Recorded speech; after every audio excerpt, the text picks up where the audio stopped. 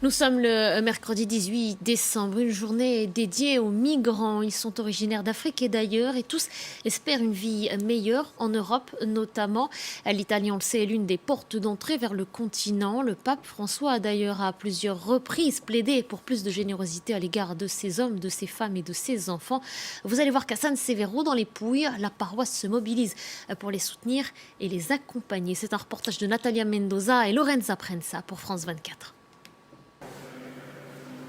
Depuis 2010, le père Andrea Pupilla prêche la bonne parole dans cette paroisse des Pouilles, dans l'extrême sud de la péninsule, une région marquée par l'exploitation des travailleurs migrants, des saisonniers agricoles sous-payés, originaires du continent africain.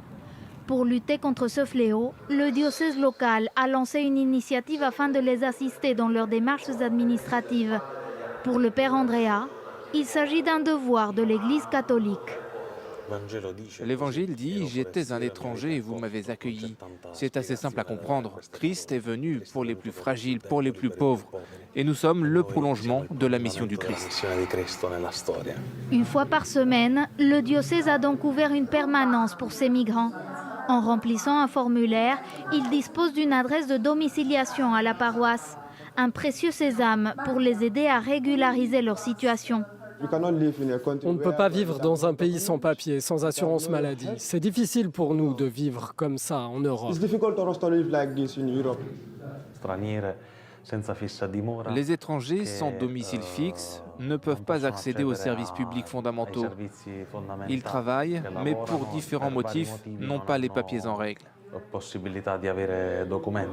Grâce au domicile administratif, ils ont la possibilité de demander à la mairie une pièce d'identité et un certificat de résidence en Italie. Pour la commune, c'est une façon de lutter contre le travail au noir. Avec les papiers d'identité, les ouvriers agricoles peuvent ouvrir un compte courant dans une banque ou à la poste. Et comme ça, ils peuvent être payés en bonne et due forme. C'est aussi un moyen pour combattre l'exploitation de ces personnes par un système agricole mafieux. Pour l'instant, 3 paroisses participent au projet. Mais d'ores et déjà, d'autres communes de la zone ont manifesté leur volonté d'adhérer à l'accord. Ce protocole est le premier accord formel entre une mairie et un diocèse permettant la régularisation des travailleurs agricoles. Une initiative fortement voulue par le pape François.